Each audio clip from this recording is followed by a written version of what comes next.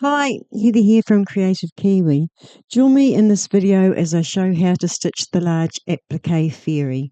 Now the design set itself includes both the fairy, the wording or the large wording for believe, plus the actual background blocks that I've used in the picture here. Now the whole sample there is made in the 5x7 hoop. So obviously if you use the larger sizes you're going to end up with a larger background quilt, background wording and the fairy. So let's get straight in. So each segment is stitched on 2 layers of fabric type water soluble stabilizer, and it starts each time with this outline shown on the stabilizer. Then you're placing your thin batting over the top of the hoop and you're going to attach that. Now this outline is going to stitch twice just so you've got a nice cutting edge. And all segments follow the same method. So we're going to cut away that batting.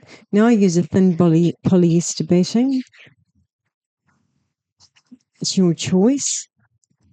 In the video I do show the design backed. Now if you're going to add the design to a quilt like I've done, you don't need to put a backing on. I've just shown you in case you would like to have a 3D version, in which case you would want to use a thicker batting, like a bag batting on the hoop, rather than the thin batting.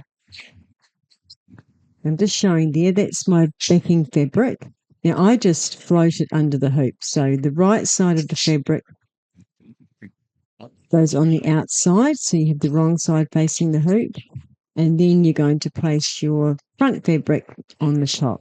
So as I say, if you're going to add this just to a quilt like I've done, don't worry about putting a backing fabric on.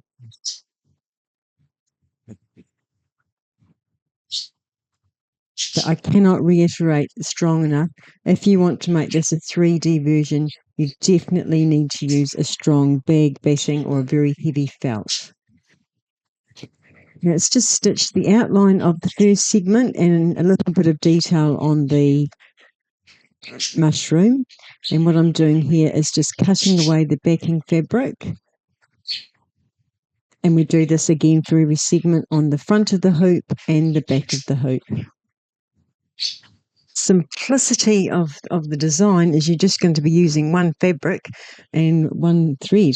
Now I've used the grey and just a black thread, but you could do it in, I don't know, purples, but batik fabrics, whatever you like. But it certainly is easy just using the one colour. As you can see, that's the first segment done. It's just basically gone around the edges and done the satin stitch and just left a gap at the top where we're going to join the mushroom later. So what we're doing here is just cutting the stabilizer close to the satin stitch edges.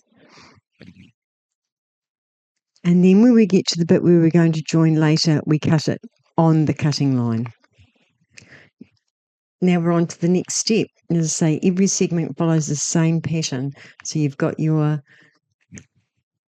outline on the stabilizer, then you're going to add your batting. You're going to cut away that batting. Magic of video, it's cut away already. And again, just as I'm showing, if you're using a backing fabric, you put that on the back of the hoop. Then place your front fabric. And we attach that.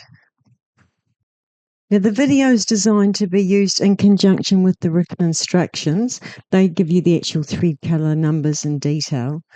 We've just got there, I know it's very hard to see actually, but we've just got again a small amount of detail on the mushroom. We've got some shading for underneath and then just the little round circles. You could do them in different colours if you prefer. I've sort of just stuck with black because the whole idea was the black silhouette fairy. And just like we did before, we're going to cut away the fabric on the front and the back of the hoop. And then we're back to the machine to do a zigzag. Now it zigzags around the edges and it leaves a gap where we're going to join.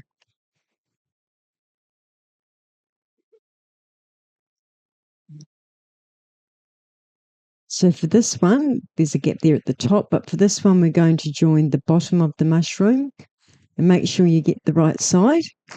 And it's just basically stitch line on stitch line, just like a jigsaw puzzle. And we're just going to tape the bottom piece in place, just mainly to get it to your machine. And then the machine's just going to do a zigzag around that bottom edge to join the two pieces.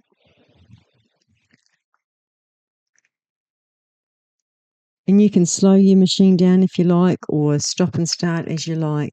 It's a fairly simple join, that one. And you just want to check that the zigzag has covered both pieces.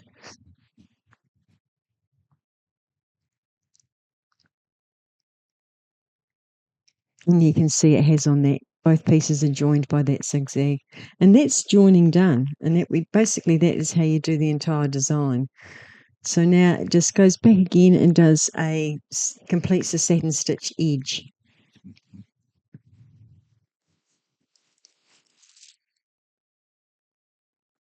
And again, we just cut away that stabilizer close to the satin stitch edges. Now there's going to be a small join there at the top where we join her foot. So we just cut closer to that outline. Just makes it easier when you join. There's the front and the back. Off to number 3. So you can see how quick it is to stitch. So even though there is a few hoopings, it is quite quick. Now for this one, we're just going to do the 2 legs and a wing, and actually we will join the mushroom to one of those legs. But same procedure as before, we're just going to do the outline on stabilizer, add your batting, cut away your batting. If you're backing the design, you put your backing fabric on the back of the hoop or float it as I do. Especially with this black material, you can see it's covered. The backing is covered. And put your fabric on the top. And again, we're just going to attach the fabrics. So that's for the wing and the 2 legs.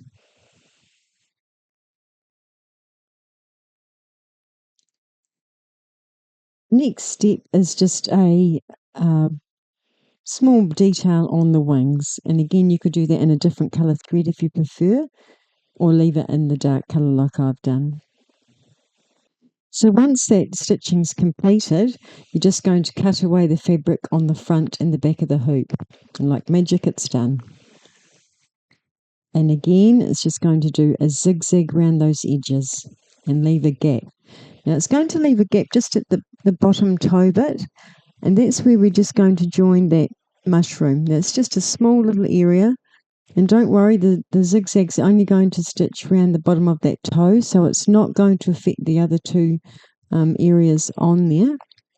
So you can see there, we've just taped it in place, and we're just going to do that small amount of zigzag. Let's just make sure it's covered, and it has. And then it's just going to complete the satin stitch around that edge.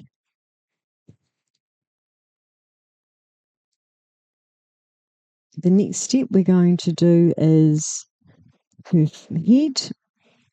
Same as before, we're going to do the placement line on the stabilizer, add the batting.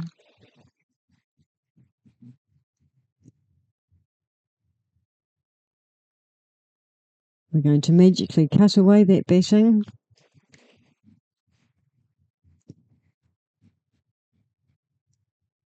Backing fabric on the back of the hoop, front fabric on the front of the hoop, and we're just going to stitch to attach.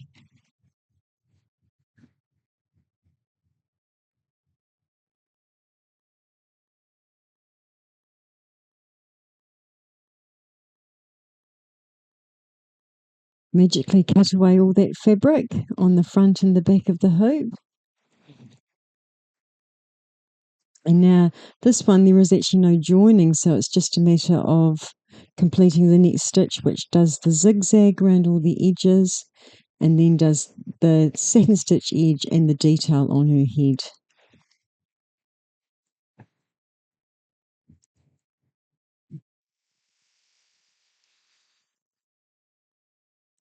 Again, we're just cutting away those edges and then, cutting close as we can to that raw edge.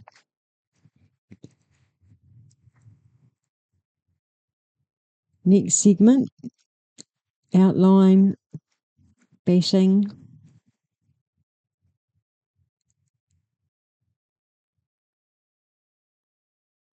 We're going to cut away that batting, add our fabrics, and attach.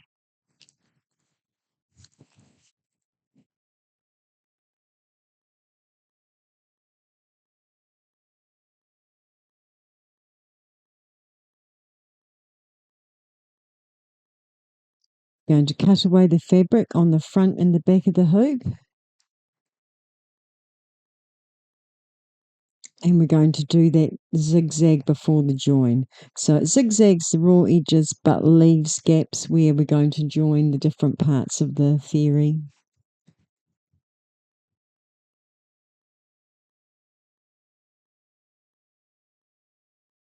So you can see where the gaps are, the raw edges, and again make sure you get the pieces in the right way, and they just slit in the areas that aren't zigzagged. Now I'm actually going to tape them in at the same time. They stitch or they join at separate stitches, but you can just see how they all fit in nicely.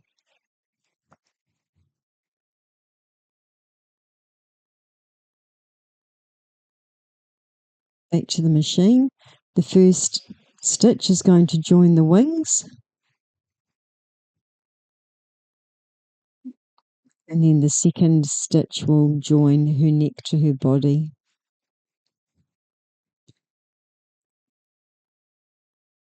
And just check again to make sure that the zigzag has covered both sides and has actually joined those pieces. Then it's just a matter of stitching the next colour, which will do all the lovely satin stitch detail and complete the piece.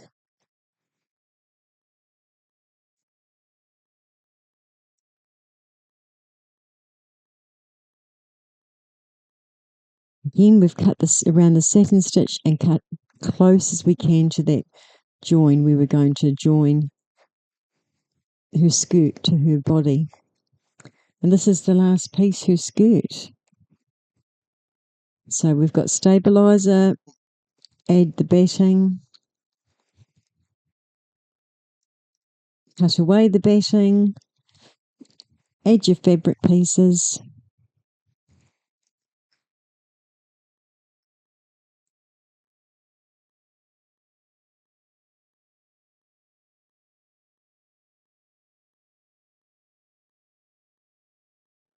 cut away that fabric on the front and back of the hoop, and then do your zigzag before the joining. And again, it will just leave gaps where you're going to join the next lot of pieces.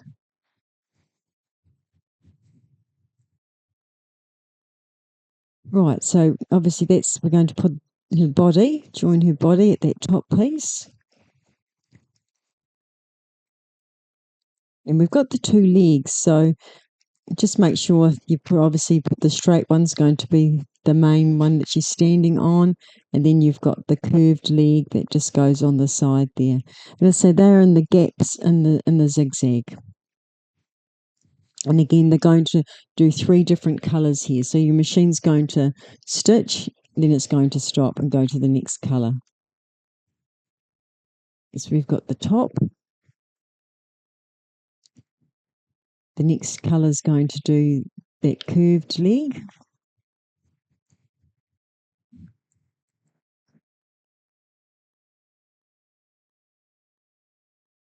And the next colour will be that last join.